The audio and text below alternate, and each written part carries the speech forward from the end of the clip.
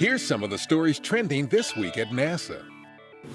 NASA's acting administrator, Robert Lightfoot, visited the agency's Michoud assembly facility in New Orleans February 13th to view damage from the February 7th tornado strike and to speak with employees about ongoing recovery efforts at the facility.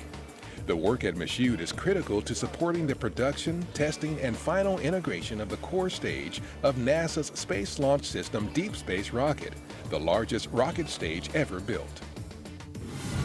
Evaluations of a NASA-developed flight control software are scheduled to wrap up around February 21st in Washington State. The agency is testing the Air Traffic Management Technology Demonstration 1, which is designed to provide precise spacing information to airplanes on approach to airports so more planes can land safely, save fuel, and reduce engine emissions, all while improving schedule efficiency to help more passengers arrive on time. On February 14th, the U.S. Astronaut Hall of Fame announced the selection of its two newest inductees. Ellen Ochoa, current director of NASA's Johnson Space Center, veteran of 4 spaceflights and the first Hispanic woman to go to space, and Mike Foale, who has served on the Space Shuttle and both the Russian space station Mir and the International Space Station, will be inducted to the Hall during a May 19th ceremony at the Kennedy Space Center Visitor Complex in Florida. 2 NASA employees were recognized at the annual Black Engineer of the Year Awards STEM Conference February 9th through 11th in Washington. Alan Parker, research engineer and fiber optic sensing system team lead at Armstrong Flight Research Center, received the Career Achievement Award in Government. And Janet Sellers, NASA's acting associate administrator for diversity and equal opportunity at headquarters, received the organization's Corporate Promotion of Education Award.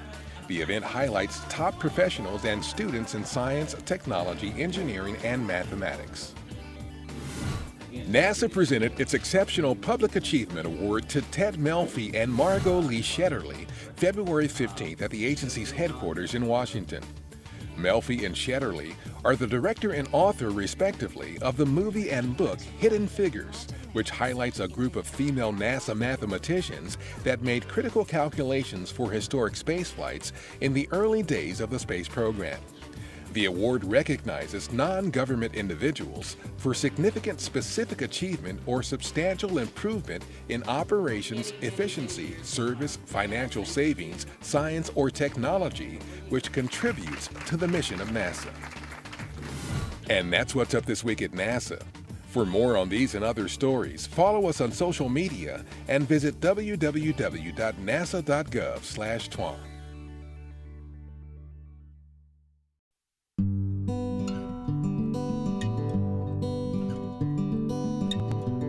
I was born in Iowa and raised on a farm. My dad and mom grew cattle and hogs and corn and soybeans. Their incredible work ethic, I think, is something that has contributed to my success. I think that can-do attitude, that we've got to make it work, let's figure it out, never give up kind of attitude has been very important. When I was 9 years old, I watched the first guys walk on the moon and made an impact on me. I was very impressed. My father had a dream to learn how to fly. I learned how to fly when I was 10, and so I got to go on my first airplane ride when I was 10. I think all these things together, contributed to this fact that I could be what I wanted to be, and I obviously had the support of my parents believing in me, even though at the time young girls weren't supposed to do those kinds of things.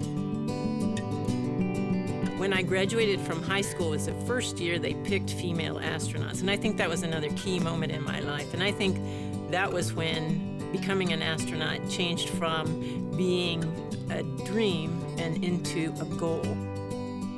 When I dreamed of being an astronaut, I had no idea how difficult it would be or what the odds would be in order to actually get in. And I think that work ethic, that dedication, were things that in the end helped me be successful. I'm Peggy Whitson, astronaut, a member of the NASA village that makes space exploration possible. Ever wonder what life is like in space? Or what's happening with the science aboard the International Space Station? Well, check out Station Life daily on NASA TV.